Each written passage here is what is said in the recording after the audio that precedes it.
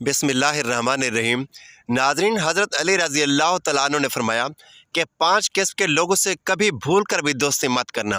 اگر ان 5 بندوں سے دوستی لگاؤ گے تو یاد رکھنا تم زندگی میں تباہ و برباد ہو جاؤ گے، دنیا میں بھی ناکام اور آخرت میں بھی ناکام ہو جاؤ گے۔ حضرت امام باقر رضی اللہ تعالیٰ عنہ نے اپنے بیٹے حضرت امام جعفر صادق رضی اللہ تعالیٰ عنہ کو 5 نصیحتیں ارشاد فرمائی اور فرمایا، اے میرے فرزند، اگر دنیا اور آخرت میں کامیاب ہونا چاہتے ہو، اگر دنیا اور آخرت میں عزت چاہتے ہو، اگر دنیا اور آخرت میں مقام حاصل کرنا چاہتے ہو تو میری یعنی اپنے باپ کی ان 5 نصیحتوں کا دامن کبھی نہ چھوڑنا۔ تم دنیا میں بھی کامیاب ہو جاؤ گے اور آخرت میں بھی کامیاب ہو جاؤ گے۔ حضرت امام باقر رضی اللہ تعالیٰ عنہ نے اپنے بیٹے حضرت جعفر رضی اللہ تعالیٰ عنہ کو 5 نصیحتیں ارشاد فرمایا، اے میرے بیٹے، 5 بندوں سے کبھی دوستی مت کرنا، کبھی یاری مت لگانا۔ اگر لگاؤ گے تو یاد رکھنا تم تباہ و برباد ہو جاؤ گے۔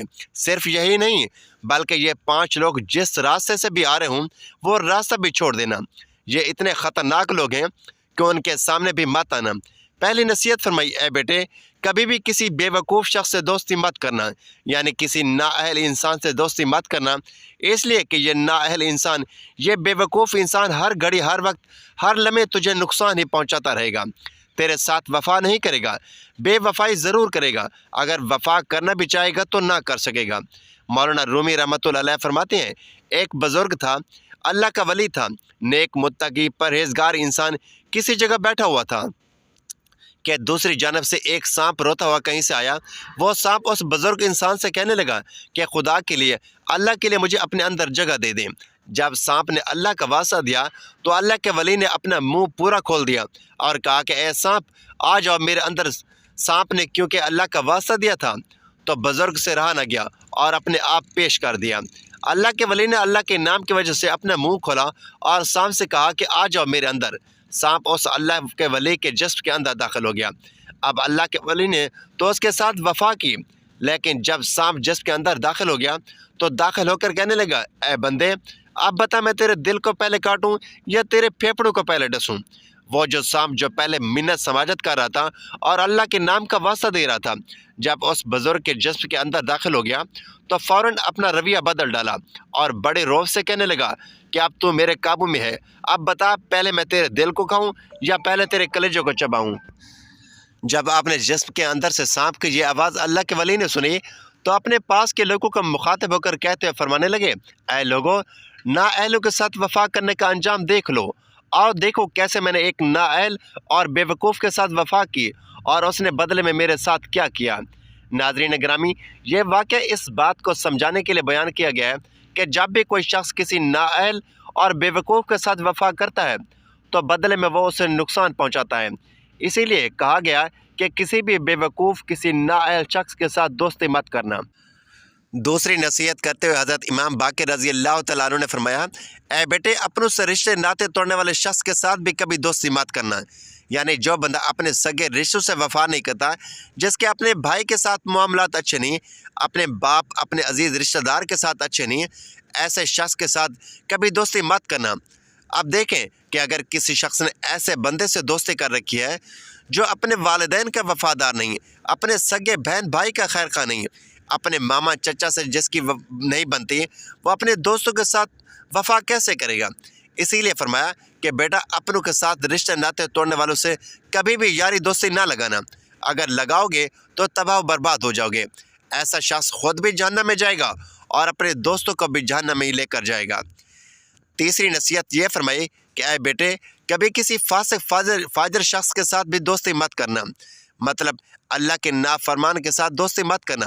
اے بیٹے، کسی گناہ کرنے والے شخص کے ساتھ دوستی مت کرنا، زنا کرنے والے شخص کے ساتھ ہرگز دوستی مت کرنا، اس شخص کے ساتھ دوستی مت لگانا جو نماز نہ پڑھتا ہو، جو قرآن نہ پڑھتا ہو، اس شخص کو اپنا دوست کبھی مت سمجھنا۔ جو شخص مسجد میں نہ جاتا ہو، فرمایا، اے میرے بیٹے، جو شخص اپنے پیدا کرنے والے کریم رب کا وفادار نہیں بن سکا، وہ تیرے ساتھ وفا کیسے کرے گا؟ وہ کریم رب جس نے بے شمار بڑی بڑی نعمتوں سے نوازا، انسانی جسم میں ہی اللہ کی بے شمار نعمتیں عیاں ہیں، ان میں سے کسی ایک نعمت میں نقص پیدا ہو جائے تو بندہ لاکھوں کروڑوں روپے لگا دیتا ہے کہ کسی طرح سے میرا نقص ٹھیک ہو جائے۔ میری بیماری دور ہو جائے، کوئی ایک آنکھ خراب ہو جائے تو بندہ لاکھوں روپے لگا دیتا ہے، ایک سر کے بال جھڑ جائیں تو بندہ لاکھوں روپے لگا دیتا ہے کہ کسی نہ کسی طرح سے بال واپس آ جائیں۔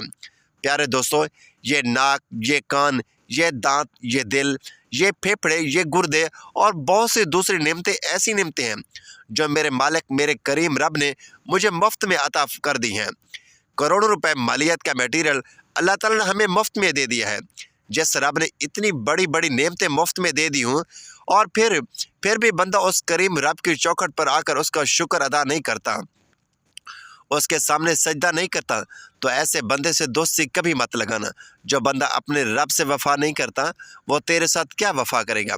پھر حضرت امام باقر رضی اللہ تعالیٰ عنہ نے چوتھی نصیحت کی اور فرمایا، اے بیٹے، کسی جھوٹے انسان کے ساتھ بھی دوستی مت لگانا۔ اے انسان، تمہیں ہرگز، ہر گھڑی، ہر لمحے دھوکے میں ہی رکھے گا۔ جھوٹے انسان کی سب سے بڑی سزا یہ ہے کہ اس کے سچ کا بھی لوگ اعتبار نہیں کرتے۔ اگر وہ سچ بھی بول رہا ہو تو لوگ اس لیے یقین نہیں کرتے کہ لوگ سمجھتے ہیں کہ یہ جھوٹ بول رہا ہے، لیکن سچا انسان جب بھی بولتا ہے سچ بولتا ہے، اس لیے لوگ اس کی ہر بات کا بے دھڑک یقین کر لیتے ہیں۔ نبی کریم صلی اللہ علیہ وآلہ وسلم کے دور اقدس میں ایک شخص آپ کی خدمت میں حاضر ہوا اور آ کر کہنے لگا، یا رسول اللہ صلی اللہ علیہ وآلہ وسلم، میں بہت ہی گناہ گار ہوں، خطا کار ہوں، سیاہ کار ہوں، زنا کار ہوں، جھوٹا اور مکار ہوں، الغرض زمانے بھر کے عیب میرے اندر موجود ہیں۔ تو فرمایا کہ میں کون سا ایسا گناہ چھوڑ دوں؟ میں اپنے تمام گناہوں میں سے صرف ایک ہی گناہ چھوڑ سکتا ہوں، بتائیے کہ کون سا گناہ چھوڑنے سے میں نیک اور پارسا بن جاؤں گا؟ نبی کریم صلی اللہ علیہ وآلہ وسلم نے فرمایا، تو جھوٹ بولنا چھوڑ دے۔ کہنے لگا، بس اتنی سی بات، یہ تو میں آج ہی چھوڑ دیتا ہوں۔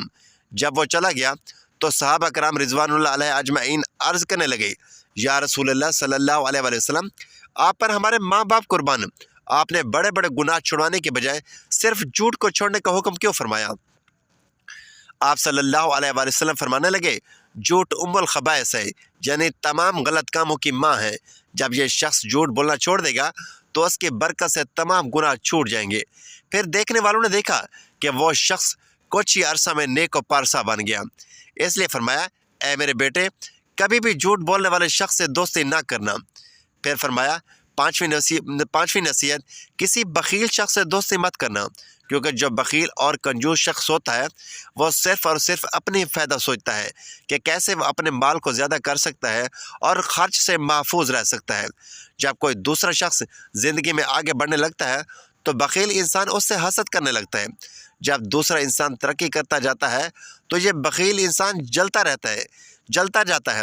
اپنی جلن اور حسد کے باعث یہ اپنے دوستوں کا بھی نقصان پہنچانا شروع کر دیتا ہے اور ڈسنا شروع کر دیتا ہے۔ دوستی کی آڑ میں کوئی بخیل شخص جب اپنے دوست کو ڈستا ہے تو اس کے وہم و گمان میں بھی نہیں ہوتا کہ میرا دوست مجھے نقصان پہنچائے گا، لیکن یہ فطرت ہے، کیونکہ بخیل شخص کے سامنے خواہ اس کا کوئی دوست ہو یا کوئی اور دوسرا شخص، وہ کسی کی ترقی اور خوشحالی برداشت نہیں کر سکتا۔ اس لیے حضرت امام باقر رضی اللہ تعالیٰ عنہ نے فرمایا، یہ 5 لوگ ایسے ہیں جن سے کبھی دوستی مت کرنا، ورنہ تباہ و برباد ہو جاؤ گے۔